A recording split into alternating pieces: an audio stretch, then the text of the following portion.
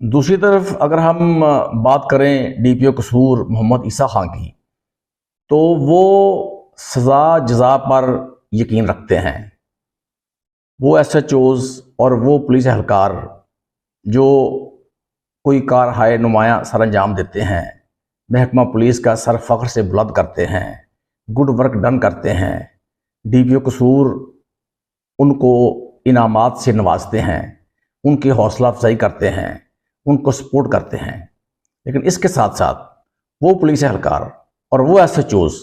जो इख्तियारात का नाजायज़ इस्तेमाल करते हैं, अवामुन्नास से जुल्म ज़्यादती करते हैं, तमा नफसानी से काम लेते हैं, तो फिर उनके लिए डीपीओ कसूर मोहम्मद ईसा खान एक नंगी तलवार है। वो उनको किसी सूरत स्पेयर नहीं करते,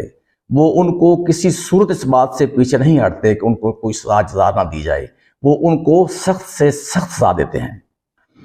मौजूदा केस में भी देख लें, डीपीओ कसूर ने मुतलका तफ्तीशी सब इंस्पेक्टर मुश्ताक अहमद को सख्त सज़ा दी है। बल्कि मैं कहता हूँ कि उनको डीपीओ साहब ने इबरतनाक सज़ा दी है कि मुश्ताक सब इंस्पेक्टर को उन्होंने तनज़ली करके हेड कांस्टेबल बना दिया है और इसके साथ साथ उसके खिलाफ मुकदमा दर्ज किया गया, उसको गिरफ्तार करके हवालात में बंद किया गया। और मैं समझता हूँ कि ये वाकई एक इबरतनाक सज़ा है और दीगर पुलिस एहलकारों के लिए, दीगर SHOs के लिए एक सबकामोश वक़ूआ है कि और उनके लिए ये वार्निंग है कि कोई भी SHO और कोई भी एहलकार, जो भी पुलिस एहलकार है, अगर वो गैर कानूनी काम करेगा, अगर वो तमा नफसानी से काम लेगा,